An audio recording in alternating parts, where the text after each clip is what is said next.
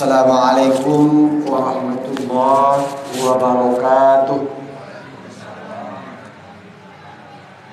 Alhamdulillah, alhamdulillahilladzi arsala rasulahu bil huda wa dinil haqq liyuzhirahu 'ala ad-dini kulli wa kafa billahi shahida. Asyhadu an la ilaha illallah wahdahu la syarika lahu wa asyhadu anna Muhammadan abduhu wa rasuluh sallallahu alaihi wasallam la nabiyya ba'da amma ba'du. Yang sama-sama kita hormati Bapak pengurus masjid, yang sama-sama kita hormati angku-angku, nenek mama, alim ulama, cerdas pandai, Sulawesi dalam negeri, seterusnya ibu-ibu, pondok kantong, Pak Rumah dan Gadang. Pada umumnya kaum muslimin dan kaum muslimat yang dimuliakan oleh Allah. Alhamdulillah, pada malam hari ini kembali kita bersyukur kehadiran Allah Subhanahu wa ta'ala atas segenap limpahan nikmat yang Allah berikan kepada kita pada malam hari ini. Sehingga pada malam yang ke-28 ini kita masih diberikan kekuatan oleh Allah. Kekuatan dalam rangka melaksanakan siam Ramadan, berpuasa di siang hari, kemudian melaksanakan sholat isya dan tarawih pada malam hari. Ini kata Rasulullah SAW salah satu wujud rasa syukur kita kepada Allah. Apa kata Rasulullah sallallahu alaihi wasallam? Man shalla alaihi salawatal khams. Siapa yang melaksanakan salawatal khams, salat 5 waktu. Jadi tadi kita sudah melaksanakan salat Isya berjamaah, faqad syakarallah, sungguh dia termasuk orang-orang yang bersyukur kepada Allah. Jadi bersyukur bukan hanya sekedar mengucapkan alhamdulillah semata, tapi makna yang luas adalah memaksimalkan apa yang Allah berikan kepada kita dalam rangka beribadah kepada Allah. Mudah-mudahan kita termasuk hamba-hamba yang mampu mensyukuri nikmat Allah. Amin. Amin ya rabbal alamin.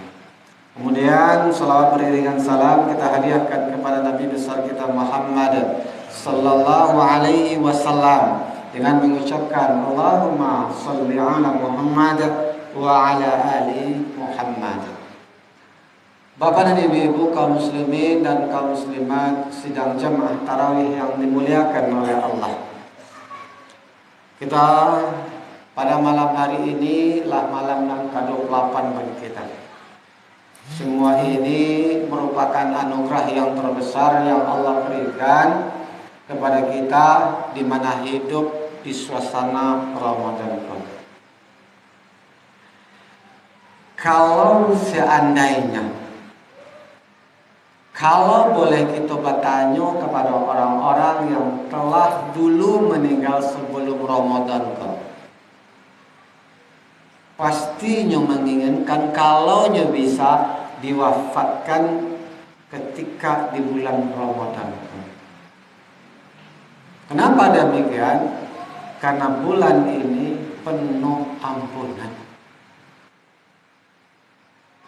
Makanya amat disayangkan bagi kita yang masih diberikan hidup di bulan Ramadan ini, tapi masih berleha-leha tentang aktivitas Ramadan kita. Iko amat miris bagi kita. Apalagi kita lihat malam ini kau. Musaji semakin hari dulu ambo kamari nak modeko musaji. Semakin hari semakin tahun semakin rancak musaji. Tetapi kadang-kadang semakin hari semakin sunyi pengunjungnya. Itu yang kita takutkan. Apa yang dikhawatirkan oleh Rasulullah sallallahu alaihi wasallam 14 abad yang silam, itu yang terjadi bagi kita. Saya ala zamani ala ummati la yabqa minal Islam illa ismuhu, la yabqa minal Qur'an illa rasmuhu, masajidum amiru wa huwa harbun minal huda. Masjid semakin hari semakin gagah, tampil suji semakin sanang. tabanamkan yang itu. Kalau dulu sakikan yang itu dek bakas siap, kinilah tabanamkan yang itu. Saking sanangnya di musaji kok, saking lamanya di musaji, kadang-kadang baru ustaz berceramah lah talaluk gitu. Di rumah payah lalu, buta kamari, alu jenang mama lalu lah. Tapi tiba di musaji, sabanta baru orang berceramah langsung talaluk. Saking nyamannya. Saking nyamannya tuh musaji itu. Tapi heran gitu, kenapa masih enggan orang datang ke masjid? Padahal kini awak terakhir termasuk babak semifinal, menentukan mana yang berhasil atau gagalnya kita Ramadan di ini terakhir. Berhasil atau gagalnya Ramadan kita dilihat terakhir kok. Kata Rasulullah Shallallahu Alaihi Wasallam, innama a'malu bil khawatim. Sesungguhnya amalan ini dilihat dari akhir pelaksanaan. Ending akhir kita pelaksanaannya apa yang kita laksanakan. Semakin rajin kita ke masjid akhir Ramadan ini, maka itulah yang akan dinilai. Bukan ketika awal Ramadan panuh musaji malimpah saking sehingga pengurus panjang pengurus ketek musaji kita ternyata. Bukan itu yang dinilai oleh Allah. Tapi apa kata Rasulullah? Innama a'malu bil khawatim. Sesungguhnya amalan itu dilihat akhir pelaksanaannya. Maksudnya apa? Makanya ke ujung-ujung Ramadan ini apa yang mesti kita lakukan? Yang pertama adalah mempercepat speed kita, memperkuat tenaga kita untuk beribadah maksimal 10 malam terakhir. Sebab kenapa Bapak dan Ibu? Karena pahala yang sangat besar ikut di akhir-akhir. Jadi kalau orang yang tahu, orang yang memahami tentang ini, tahu kesempatan yang Allah berikan, belum tentu kita akan bertemu dengan Ramadan tahun depan. Masih ada kesempatan Allah berikan pada tahun ini. Kalau paham tentunya tidak sia-siakan. Dalam artian apa? Tidaknya tinggalkan masjid. Salah satunya kata Rasulullah Sallallahu Alaihi Wasallam, untuk mendapatkan Lailatul Qadar itu mungkin disampaikan oleh ustadz-ustadz yang dahulu. Salah satunya adalah, diantaranya adalah man shalla alaihi salatal isya jama'atan. Siapa yang melaksanakan salat isya berjamaah, faka'annama, maka seolah-olah dia nisfu kullu, menghidupkan separuh malam.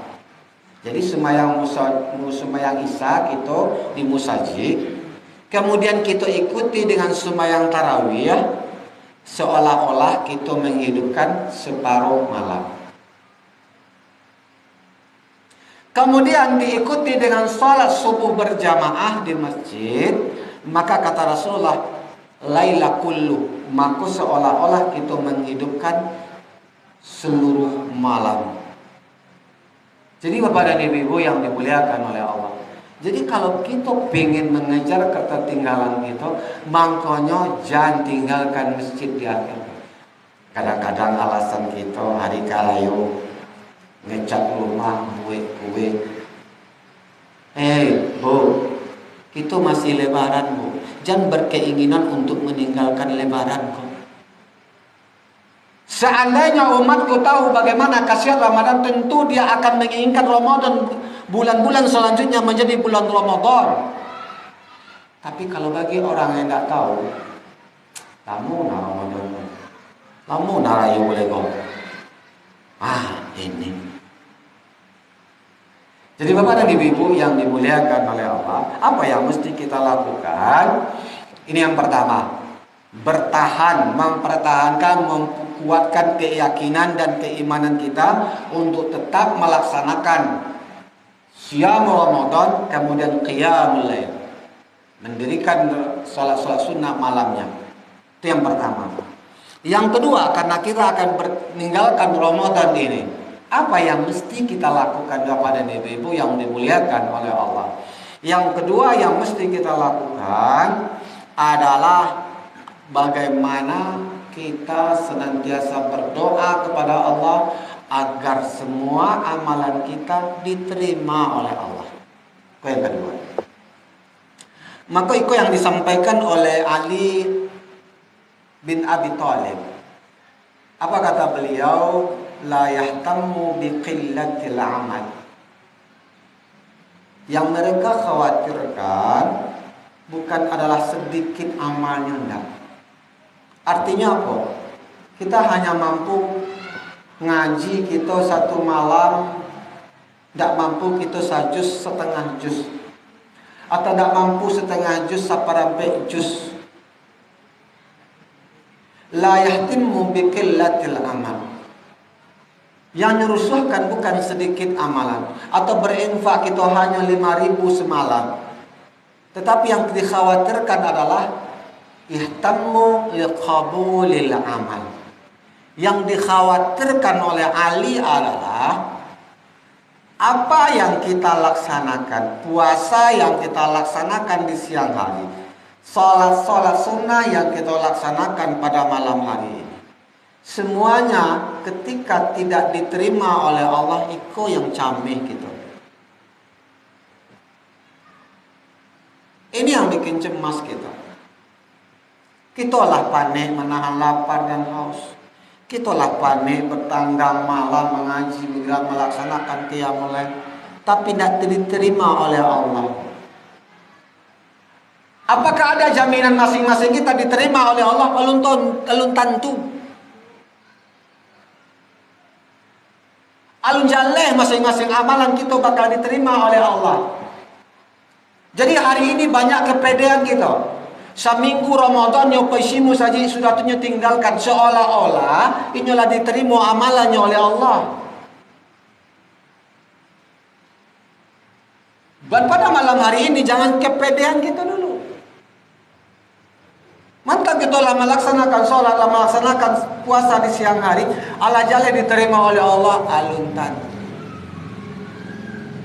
Lalu apa yang mesti kita kerjakan? Perbanyak doa kita kepada Allah agar semua yang kita kerjakan agar diterima oleh Allah. Nih.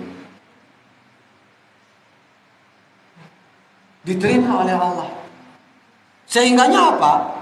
Doa yang diajarkan oleh Rasulullah Sallallahu Alaihi Wasallam pun, ketika kita hendak meninggalkan Ramadan, apa yang diajarkan oleh Nabi?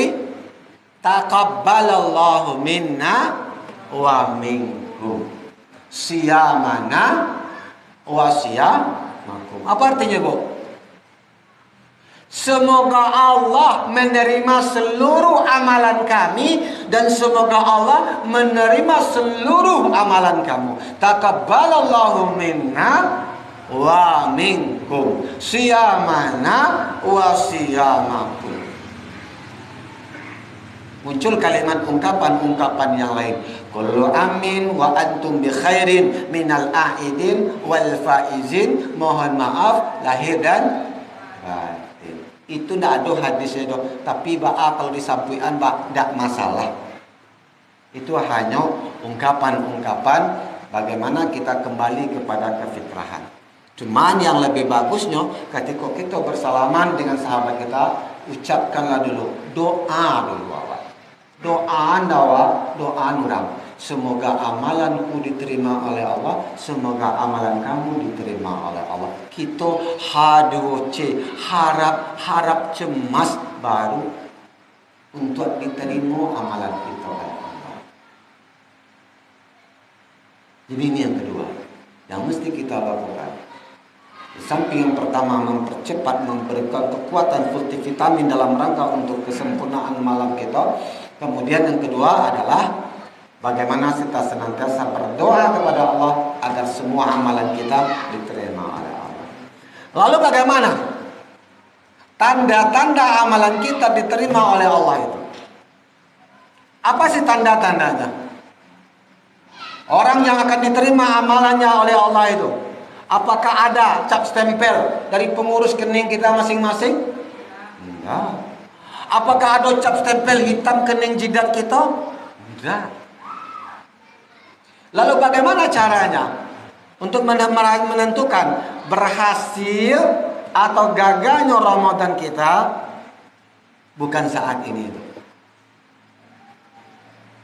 Gagal atau berhasilnya Ramadan kita bukan saat ini, tetapi apa? Habis Lebaran. Karena Allah mengatakan, hal jazaul ihsan illa ihsan. Tidak ada balasan kebaikan melainkan kebaikan seterusnya. Artinya apa? Orang yang berhasil itu bagaikan orang seekor kupu-kupu. Kupu-kupu. Sebelumnya jadi kupu-kupu, jadi kepompong dulu, dikerengking badan, ditahan hawa nafsu. Setelah itu apa? Habis Lebaran, lalu apa yang terjadi? Dia terbang ke tempat yang baik-baik. Hinggap ke bungo-bungo, bukan hinggapnya ke bungo indah patah. Hinggap ke bungo celai, terbangkan kebaikan terhadap sesama. Itu tanda orang yang berhasil Ramadan. Artinya apa? Ramadan dia laksanakan ngaji, Ramadan dia laksanakan sholat. Habis Ramadan bukan berarti habis semuanya. Itu yang dikhawatirkan Allah di dalam surah An-Nahl. Apa kata Allah? Wala takunu kallati naqadat ba'da ghazlaha min ba'di quwwatin ankatha. Janganlah kamu menjadi seperti seorang wanita pemintal benang. Apa maksudnya pemintal benang? Benang itu disusun rapi-rapi. Disusun, dipului elok-elok, diputar elok-elok. Suaso Ramadan ditahan lidah kita untuk berbicara yang kotor-kotor. Puasa ditahan hawa nafsu kita. Semuanya kita laksanakan apa yang Allah perintahkan. Puasa kita ngaji, puasa kita melaksanakan sholat di masjid. Habis puasa bukan habis pula semuanya, enggak. Tapi bertahan, itulah tanda orang yang berhasil selama Ramadan. Bukan habis Ramadan hanya tinggal pengurus dan garin saja, enggak. Tapi orang yang berhasil Ramadan itu ditandai ketika habis Ramadan bagaimana konsisten dia dalam rangka melaksanakan amalan-amalan ini. Bapak dan Ibu-ibu, kaum muslimin dan kaum muslimat yang dimuliakan oleh Allah. Maka dari itu, di akhir-akhir Ramadan ini tidak ada lagi yang kita perbuat melainkan betul-betul berharap kepada Allah agar kita diberikan kekuatan oleh Allah, karena kita jelas pengaruh dalam kehidupan kita ini. Rayo di ambang pintu. Kadang-kadang kita apa yang terfikir bagaimana untuk mempoles rumah, membuat masakan, boleh itu. Tetapi jangan pula ketika sholat tarawih habis tarawih laksanakan. Amat disayangkan kita, karena kita belum tentu bertemu dengan Ramadan. Kemudian yang kedua adalah kita betul-betul berharap dengan sepenuh hati agar semua amalan kita diterima oleh Allah Subhanahu wa taala. Itu saja yang dapat kita sampaikan pada malam hari ini. Mudah-mudahan bermanfaat. Billahi taufiq wal hidayah. Assalamualaikum warahmatullahi wabarakatuh.